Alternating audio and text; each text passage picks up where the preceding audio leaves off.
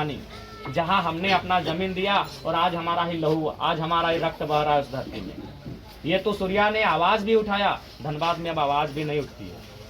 अब समझौता हो जाता है, लाशें अवैध कोयला खदानों के नीचे दम तोड़ देती हैं और वो बाहर तक नहीं आती।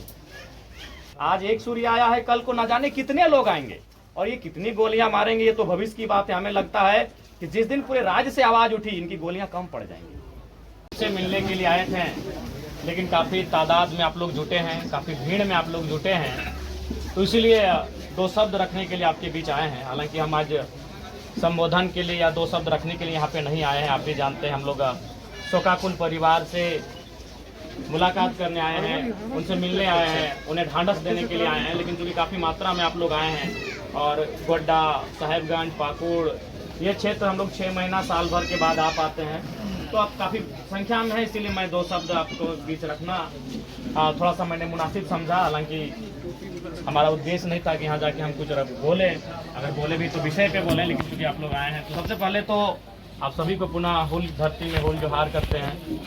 और साथियों, आज विशेषकर हम लोग सूर्या भाई के परिवार उनके घर के प्रांगण में इकट्ठे हुए हैं। आपने भी इस घटना को सुना कि किस प्रकार से आज अपने ही राज्य में, जिस राज्य को बनाने में, इसी संथाल परगना की धरती में जब भारत देश ने आज़ादी की बिगुल नहीं फूंकी थी सन 1857 में, उससे 2 साल पहले 1855 में ही इसी संथाल परगना की धरती में सिद्धू कान्हू के नेतृत्व में लगभग 20,000 आदिवासी तथा अन्य लोगों ने अपने प्राणों की आहुति दी थी। क्यों? जल, जमीन, जंगल को बचाने के लिए, अपनी अस्मिता की रक्षा के लिए। लेकिन आज कई वर्ष बीत चुके हैं हुल विद्रोह के, आज कई वर्ष बीत चुके हैं हिंदुस्तान की आज़ादी के। कल ही हमने आज़ादी का दिवस भी मनाया, कल 15 अगस्त था, आज 16 अगस्त है। कई वर्ष बीत चुके हैं हिंदुस्तान की आज़ादी के, कई वर्ष बीत चुके हैं झारखंड अलग राज्य के। लेकिन आज दुर्भाग्य है कि आज भी एक आम व्यक्ति आज़ादी का अनुभव नहीं कर पा रहा है। एक आम व्यक्ति, जिस प्रकार अंग्रेजों के कालखंड में अगर कोई ईस्ट इंडिया कंपनी के खिलाफ आवाज उठाता था, यदि कोई पूंजीवाद के खिलाफ आवाज उठाता था, यदि कोई अफसर शाही महाजनों सामंतों के खिलाफ आवाज उठाता था, तो उनकी आवाज को कुचल कर रख दिया जाता था। वो अंग्रेजों के काल में हमने देखा था। लेकिन आज दुर्भाग्य कहिए या शर्म कहिए, लोकतांत्रिक भारत में उसी दृश्य को हम लोग देख रहे हैं। इस देश के एक प्रधानमंत्री अटल बिहारी वाजपेयी थे, वो कहते थे कि कलकत्ता के फुटपाथों में नंगे बदन जो आंधियां सहते हैं, जो भूखे रहते हैं, उनसे जाकर पूछिए कि 15 अगस्त के बारे में क्या कहते हैं। लेकिन आज आपसे आग्रह होगा कि मेरे संबोधन में कभी आप ताली ना बजाएं, क्योंकि हम लोग शोक के लिए आए हैं। और नारा, किसी भी व्यक्तिगत नारा, खासकर किसी के नाम का जो जीवित है उसके नाम का नारा भी आप नहीं लगाएंगे। हमसे आपसे पहले आग्रह कर लेंगे, आपसे पहले हम आग्रह कर लेंगे, किसी प्रकार की तालियां ना बजाएंगे और किसी प्रकार कोई जीवित व्यक्ति का, चाहे मेरा ही क्यों ना हो, जीवित व्यक्ति का आप नारा नहीं लगाएंगे। क्योंकि हम लोग, आज राज्य भी शोक का है, आज राज्य में 1 दिवस से छुट्टी भी है रामदास सोरेन जी के निधन के अवसर पर, दुखद घड़ी में, तो इसलिए आपसे आग्रह होगी। तो आज जो अटल बिहारी वाजपेयी का जो कथन था कि हम आज़ादी मना रहे हैं, हम झंडे का तोलन कर रहे हैं, झंडा तोलन कर रहे हैं, हम पूरे हर्ष उल्लास के साथ गीत गा रहे हैं, लेकिन असल में आज़ादी आज कहाँ है? आज जो अटल बिहारी वाजपेयी कहते थे अपनी कविता में कि कलकत्ता के फुटपाथों में नंगे बदन जो आंधियां सहते हैं, उनसे जाकर पूछो 15 अगस्त के बारे में क्या कहते हैं। आज वो सूर्या हंसदा के साथ जो इनकाउंटर हुआ है, वो अभी वही सवाल कर रहा है।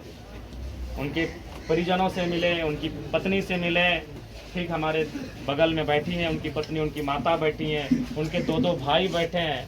उन्होंने यही कहा कि जो हाल ही में एक माइंस में गोली कहीं चला था, उसी घटना को लेकर पुलिस दबाव बना रही थी सरेंडर करने को लेकर। एक बात जान लीजिए, अगर किसी माइंस में किसी कंपनी की घटना है, तो मैं कहूँगा आज आपके माध्यम से पूरे राज्य को सूर्या जैसे नौजवानों का समर्थन करना चाहिए।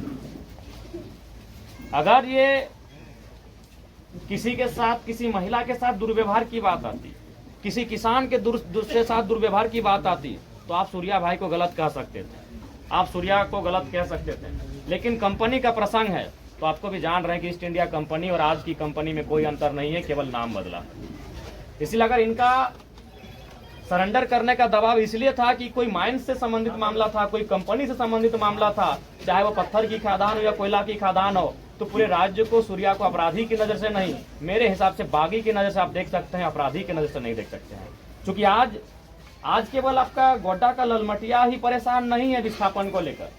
आज आपका गोड्डा का ललमटिया ही केवल परेशान नहीं है कंपनियों के आतंकों को लेकर। हम धनबाद से आते हैं और हमसे बेहतर दर्द को कौन जानता है। धनबाद यानी देश की कोयला राजधानी, जहां हमने अपना जमीन दिया और आज हमारा ही लहू, आज हमारा ही रक्त बह रहा है उस धरती में। ये तो सूर्या ने आवाज भी उठाया, धनबाद में अब आवाज भी नहीं उठती है। अब समझौता हो जाता है, लाशें अवैध कोयला खदानों के नीचे दम तोड़ देती हैं और वो बाहर तक नहीं आती।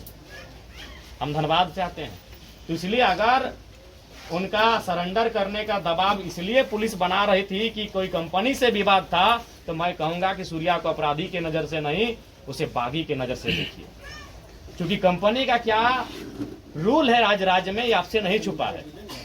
चाहे वो आपके संथाल परगना के पत्थर के खदान हो, चाहे हमारे धनबाद बोकारो के कोयला के खदान हो, या टाटा जमशेदपुर के उद्योग हो, हर एक जगह झारखंडियों का दमन हो रहा है, झारखंडियों का दोहन हो रहा है, झारखंडियों का शोषण हो रहा है, तो उसके खिलाफ हर कोई आवाज उठाएगा। आज एक सूर्य आया है, कल को न जाने कितने लोग आएंगे और ये कितनी गोलियां मारेंगे, ये तो भविष्य की बात है। हमें लगता है कि जिस दिन पूरे राज्य से आवाज उठी, इनकी गोलियां कम पड़ जाएंगी, इनकी गोलियां कम पड़ जाएंगी। और ये अस्मिता का सवाल है, ये इस राज्य की आदिवासी और यहाँ के मूलवासी की अस्मिता का सवाल है। ये राज्य आपका है। आज आप यहाँ मजदूरी की नौकरी के लिए तरस रहे हैं, आज आपके बच्चे सामान्य शिक्षा के लिए तरस रहे हैं, साधारण चिकित्सा के लिए आपके बच्चे तरस रहे हैं। आज क्या है आपके राज्य की स्थिति? आपके राज्य में क्या नहीं है? कोयला है, अभ्रक है, यूरेनियम है, क्रोमाइट है, ब्रोमाइट है, बॉक्साइट है, अनगिनत मिनरल्स हैं और उन्हीं मिनरल्स पर इनकी नजर है। अंग्रेजों ने जाते जाते पूरी दुनिया को बता दिया था कि झारखंड के हिस्से में जर्मनी के तर्ज पर बहुत सारे मिनरल्स हैं। बाकी जो देश जहां मिनरल्स का खजाना है, उसी तर्ज पर यहाँ खजाना है। और आपको याद होगा, इस देश के पहले राष्ट्रपति, the first president of India, doctor Rajendra Prasad ji ने कहा था कि जरूरत है यहाँ के लोगों को जागने की, नहीं तो यहाँ के खनिज संपदा पर दूसरे राज्यों के लोग कब्जा कर लेंगे। और आज आपसे छुपा नहीं है, आप बता दीजिए, आज आप बता दीजिए इन खनिजों से कितने लोग आप कहाँ पहुंचे, इन खनिजों के पैसे से आप कितने लोग कहाँ पहुंचे, आप बता दीजिए। तो आज सूर्या की जो लड़ाई थी आप भी जानते हैं। हालांकि लोग अब कहने से डरेंगे क्योंकि पुलिस का मामला आया है, लेकिन हमें कहने से, बोलने से परहेज नहीं लगता है, ना ही डर लगता है, क्योंकि मैंने सारी चीजों का अध्ययन किया है। उनकी लड़ाई में जो दबाव था, वह माइंस, वह कंपनी थी, वह क्रेशर्स थे, वह पत्थर के खदान थे, वो कोयला के खदान थे, वह राजमहल, साहेबगंज और गोड्डा से गायब हो रहे पहाड़ हैं। तो हमें लगता है कि ये तो आने वाले दिनों में ऐसी आवाज तो हर एक जगह से निकलेगी। अभी आप जाके देखिए, विशेषकर आपका भी बड़का गांव एक हजारीबाग में क्षेत्र आता है, वहां लोग 100 नहीं 1000 दिनों से धरना में बैठे हैं। जो कोयला कंपनियां वहां काम कर रही है, जबरन जमीन लेना चाहती है, 2000-4000 रुपया डिसमिल जमीन का रेट है भाई, काहे देगा कोई।